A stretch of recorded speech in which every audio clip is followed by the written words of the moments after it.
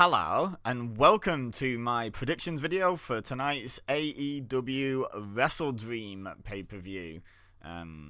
Let's just jump right into it, shall we? There's 12 officially announced matches, including pre-show matches, and I'll be working my way down the Wikipedia list, so this is in no way necessarily a match order prediction. I'm just working down in some order, and Wikipedia has presumably the main event listed last, so I'm gonna work towards that.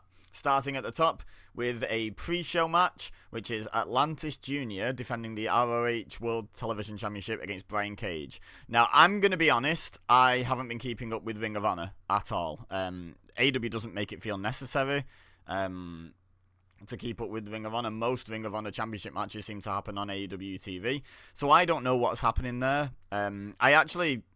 This might be something bad to say. I don't know. I don't really know who Atlantis Jr. is. I don't recognize the name as someone I've seen. Certainly not on AEW television recently. There's a lot of crossover between the two.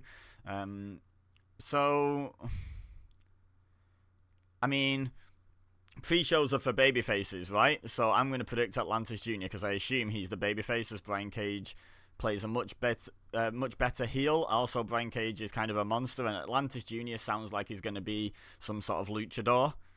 So probably a lot smaller than Brian Cage. So yeah, I'm going to predict Atlantis Jr. But pre-shows are for babyfaces, guys.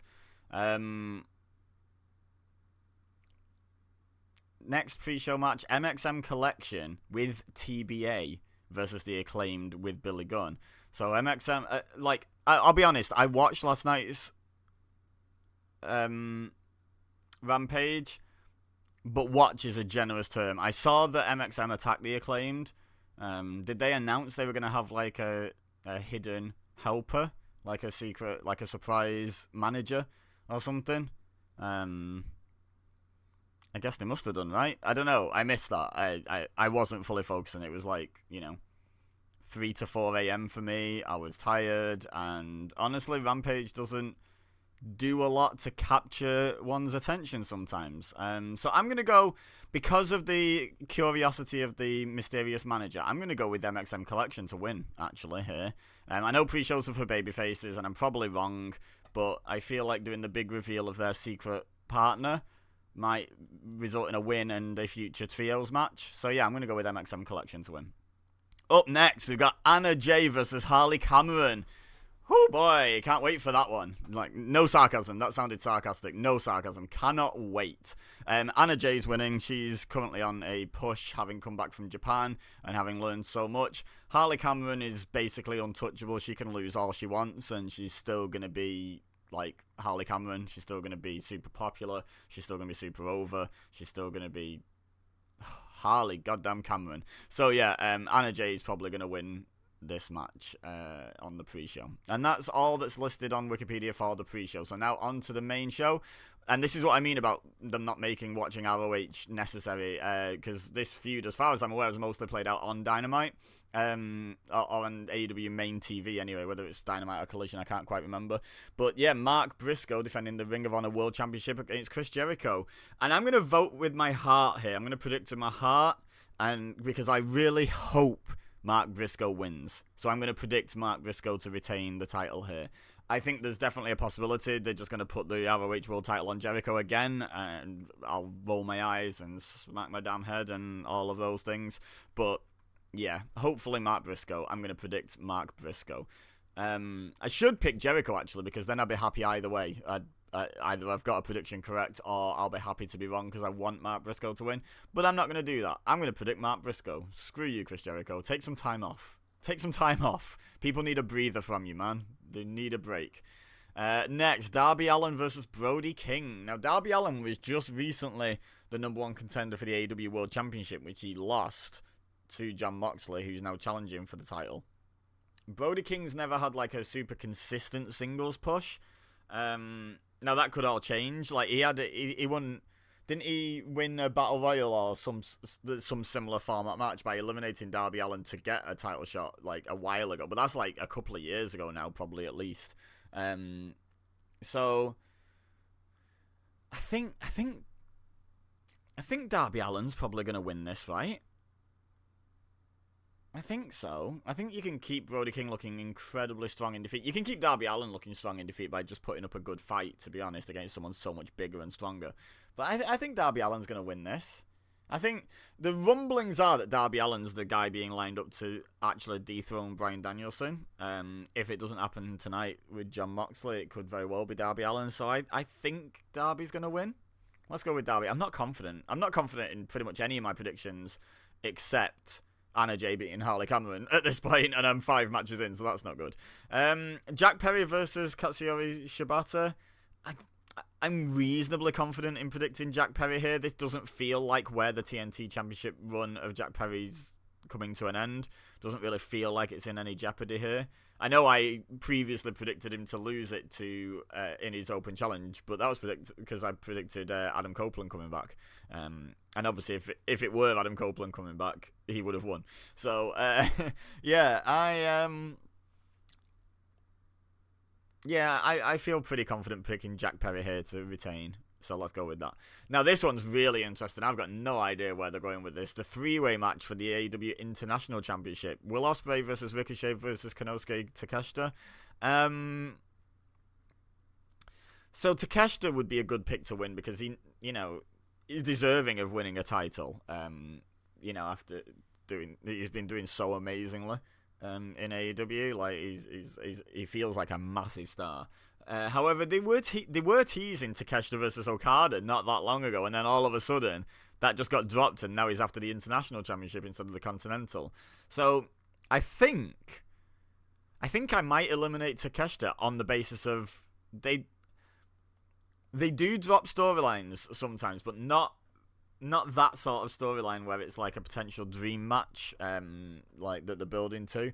So I think we're gonna revert back to Takeshita versus Okada, which I think doesn't require the International Championship. Now, do they have Ospreay retain, which I think is the most likely result, just because it's not been that long of a run, like since he won it back from MJF, and they obviously believe in big things for Will Ospreay. That said, if Ospreay drops the title, he could always go back into the world title picture to have one more match with Bryan Danielson, which I think we'd all love to see. But they could do that with the International Championship still on Ospreay as well. So I don't think that's necessarily a deciding factor here. I know I just said they don't want the title in the Takeshita-Okada feud, but I think it's different. I think it's different because the International Championship and the Continental Championship are kind of seen as on the same level. They're both kind of mid-card belts, but the world title can be on the line without the international title being on the line, and that just makes sense. That's fine. Ricochet to win it, though. He came in hot at Wembley, and he's been doing some good stuff. He had, he had a Will Ospreay Ricochet match against Will Ospreay, shockingly, recently. I could see them going with Ricochet, but I'm going to predict Will Ospreay. I'm going to predict Ospreay to retain, but I wouldn't be massively surprised if either of the others won it. I think this is quite a hard match, a hard card to predict, honestly. Let me know your thoughts and your predictions and what have you in the comments. I'd love to hear what other people are thinking, but to me, nothing's that obvious here. Up next, even this I don't think is super obvious. The Young Bucks defending the AEW World Tag Team Championship against Private Party. Like, the Young Bucks have had a hell of a run. They're 3-time tag team champions, the only 3-time tag team champions in AEW history. So they don't need more defenses to make this have been a good run. And you have to wonder, what's the end goal if they keep retaining the title? Like who's able to be lined up? They've already retained against FTR and the Acclaimed. MXM Collection are heels. There's the Bang Bang Gang, like the Guns, or maybe even Jay White and Juice could be an interesting set of challengers. But they're going to start running out of tag teams to beat, honestly, if they just keep retaining the titles, and you're going to have to do just repetition after repetition after repetition. And I don't think that's great. Private Party, they've been building up the story of how Private Party beat the Bucks. I think it'd be really fun for Private Party if, as much as they're not seen as being on the same level as the Bucks within AEW lore, if they were like their bogey team where the Bucks just kind of keep losing to them.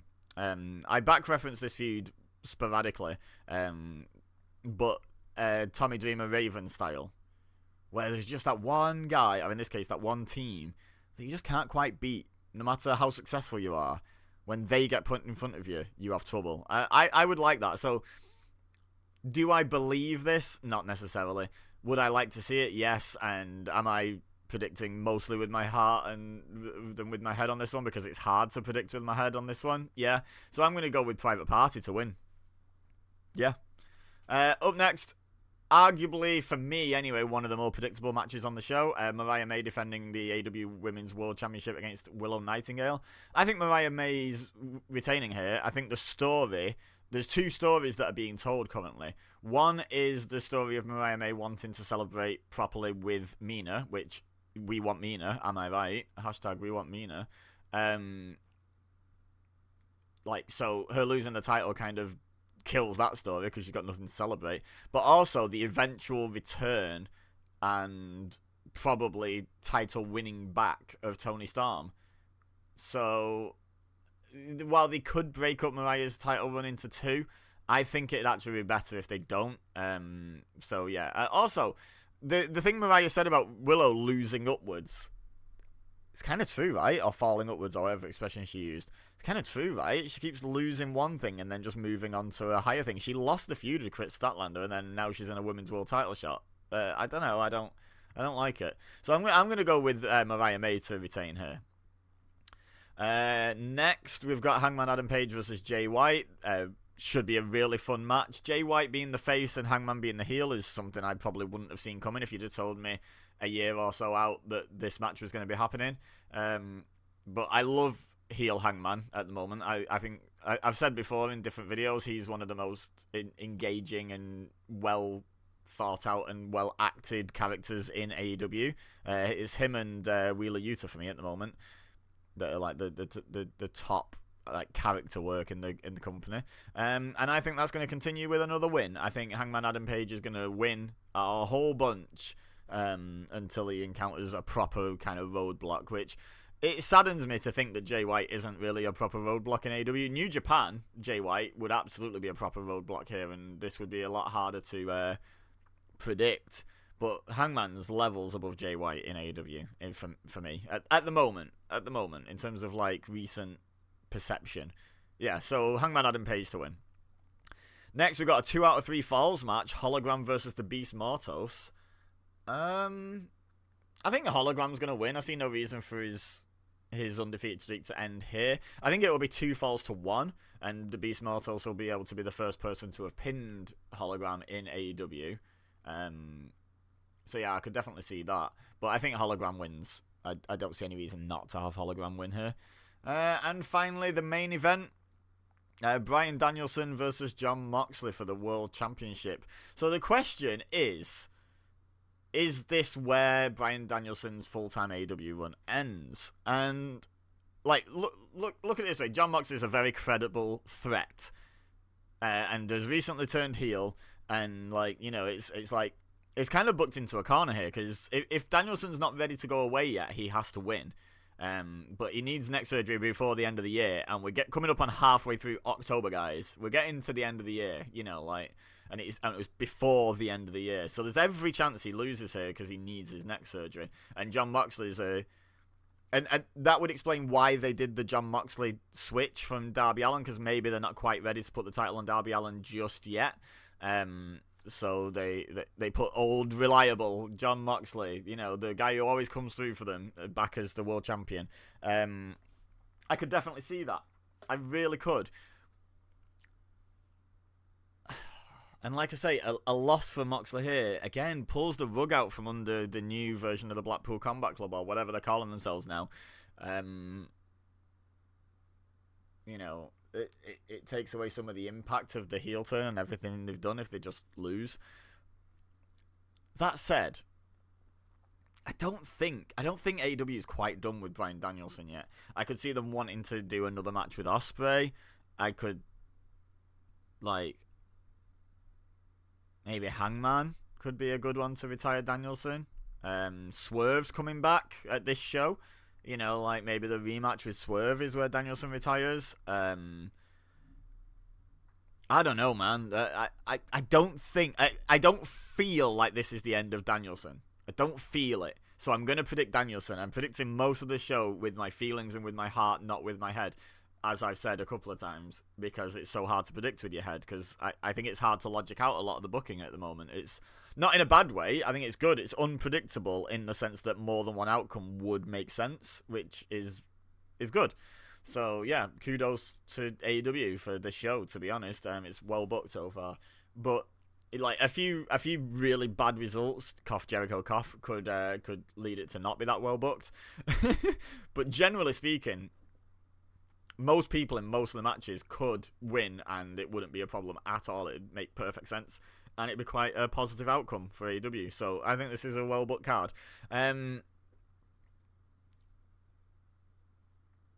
think Bryan Danielson's going to win. I'm going with Danielson. Final answer. Let's lock these predictions in before I change my mind any further. Again, let me know in the comments what your predictions are and why you disagree with me on what you disagree with me on. And if you agree with me, maybe there's something I've not thought of that's made you come to the same conclusion. So again, let me know in the comments. But yeah, I'm going with Atlantis Jr. to retain the ROH Television Championship. I'm going with MXM Collection to beat the Acclaimed. I'm going with Anna Jay to beat Harley Cameron. Mark Briscoe to retain the ROH World Championship, Darby Allin to beat Brody King, Jack Perry to beat Shibata, Will Ospreay to retain the TNT title, Will Ospreay to retain the International title, Private Party to beat the Young Bucks to win the tag titles, Mariah May to retain the Women's World Championship, Hangman Adam Page to beat Jay White, Hologram to beat Beast Mortos, and Bryan Danielson to retain the world title against Jon Moxley. Leave a like if you enjoyed this video. Don't forget to subscribe. I will be doing a review of this show tomorrow once I've watched it. So, yeah, subscribe and hit that bell so you get notified when that goes up. Be greatly appreciated. But for now, all I have left to say is thank you very much for watching. As always, I've been EBEZA, you've been amazing, and I'll see you next time.